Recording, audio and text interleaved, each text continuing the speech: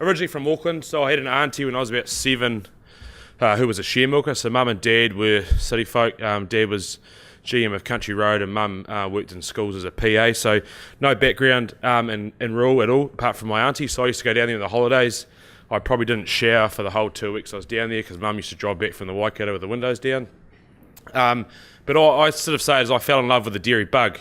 And in 2010 or 11 I competed in it's now the FMG Young Farmer of the Year contest, and we do a TV series back then, and I said if someone couldn't pay me I'd still milk cows. I'm in that situation right now. I can't pay myself and I'm still milking cows, so I must love it. I went to King's College in Auckland. King's back in the day would have been in rural New Zealand in Otahu, no longer in rural New Zealand.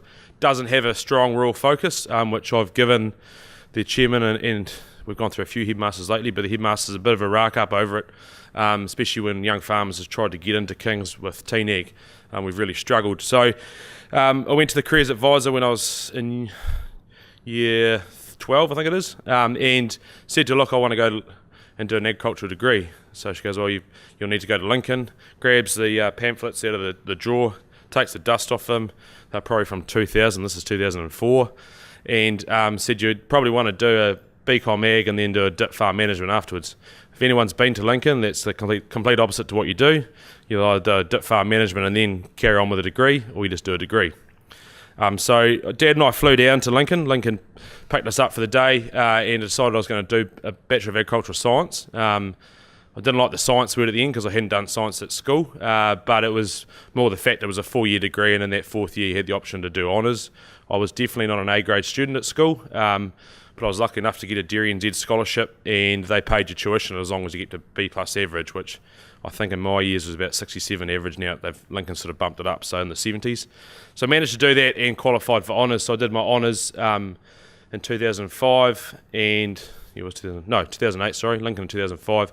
And at the same time managed to get a share milking job straight out of university for one of my wife's lecturers. And it gave us that opportunity to get into the dairy side of it. And I've been a real massive advocate for what young farmers is doing now, and that's probably why I've been on the board for 5 years. We've seen some real significant growth in trying to get into the schools, because if I'd had the right advice at school, I still would have gone to Lincoln, but I would have known my career path a lot earlier. And the problem we have with schools, and Crystal, one of our former field officers and now with the Get Ahead program, is that schools have a limited amount of time for outside people to come in. They're busy enough. Their teachers are involved in so much other stuff in the school with sports teams and extra help for students that little old New Zealand young farmers trying to get in, and then beef and lamb trying to get in, dairy and Z trying to get in, plus the universities, they don't allow us. So we're fortunate enough that we work alongside Beef for Lamb and Dairy and Z and the Red Meat Profit Partnership to deliver some programs for them about primary and secondary school students. Because as Terry said, if you don't attack the kids at the age of 8 and 9, you don't convince them. But I think the bigger problem we see now is we actually don't convince the parents.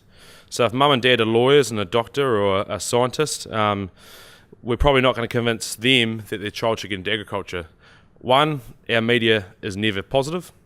We always do things that are taken out of context. We look at the SAFE thing a couple of months ago, where the industry should have front-footed it because we knew it was coming out. We didn't know the content, but we sat back and let somebody else dictate what happened, whereas if we'd come out and been really proactive on, hey, look, we don't know exactly what's coming out, but it's not good, and this is the industry best practice, and 99.5% of the industry is like that 5% we need to get rid of.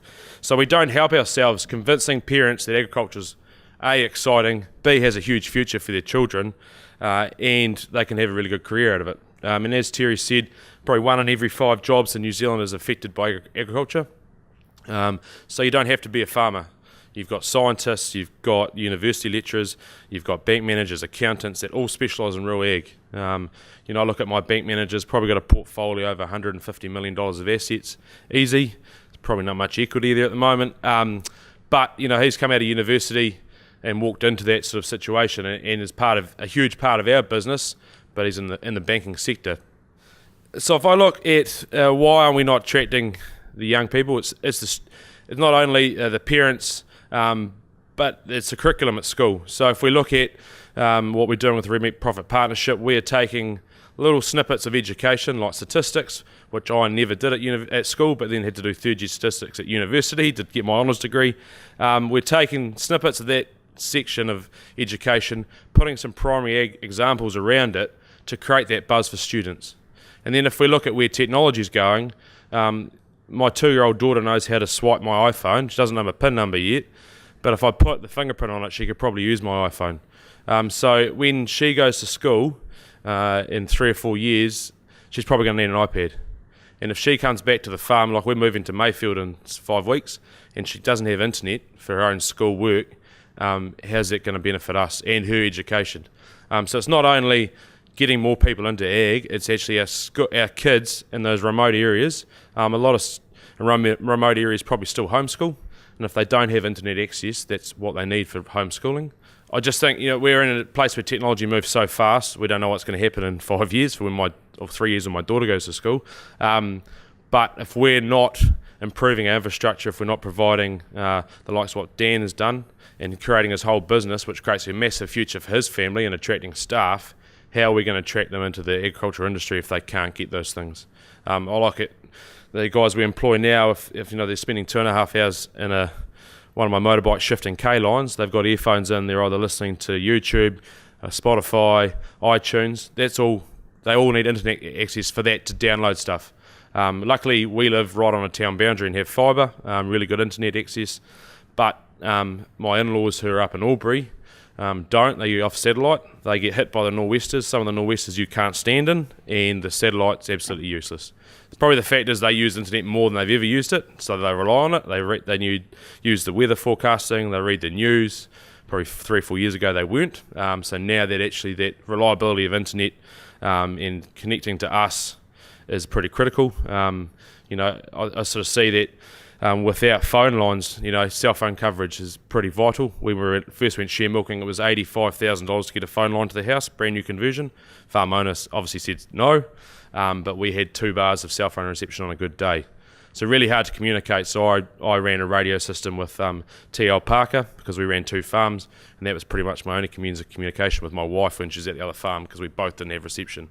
Health and safety wise, that's not a good option either. Thank you very much for the opportunity to speak, and well done, Dan. You're really nervous, but that was bloody awesome.